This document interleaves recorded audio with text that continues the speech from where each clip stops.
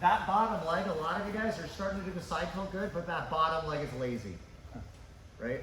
Try to keep it elevated at least a little bit. It adds such an extra layer for him.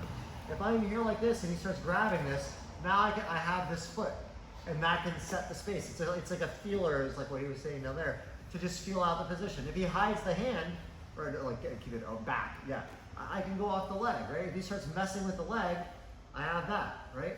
It's like a super tool for moving, right? But when you drop it, you've lost one of 50% of your leg frame for keeping the space, right? So keep that bottom leg engaged. When he starts messing with it, look.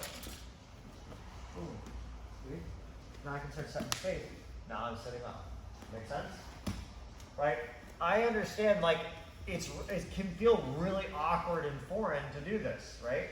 Because you're like, well, why wouldn't I just grab a grip?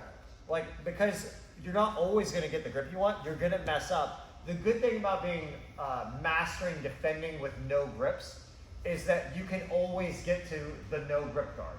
You can't always get to worm guard. You can't always get to close guard. You can't always get to spider guard. But you can always get to the no grip guard. Okay? And that's the real takeaway from today. The fundamental structure of what your guard is your ability to defend with no grips. Okay? This is more obvious in no-gi because there is no grips, right? In a certain way. You can't like hold a sleeve or a collar permanent. So then you actually have to understand that very naturally, right? But in the gi, because we learn guards, people start getting attached to like, I'm playing this, and they start death gripping, and then they get out of position instead of framing.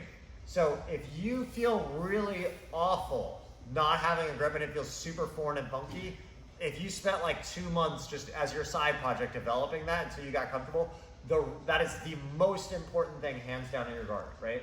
Once you're good at that, if you can stop someone from passing at your level, right, with no grips, you know, what can they do? You can always get back to that, right? And then you go, oh, I'll try collar sleeve for a little bit. Oh, that's not working, fine, whatever, I'll try that. You develop confidence in your game, and jiu-jitsu becomes a lot more fun, okay? So, again, go back down, we're working here. I want you guys to work on bringing that bottom leg up a little bit more, okay? All right, try that, and then we're gonna look at starting to turn this offensive, all right? Let's go, 1, 2, 3.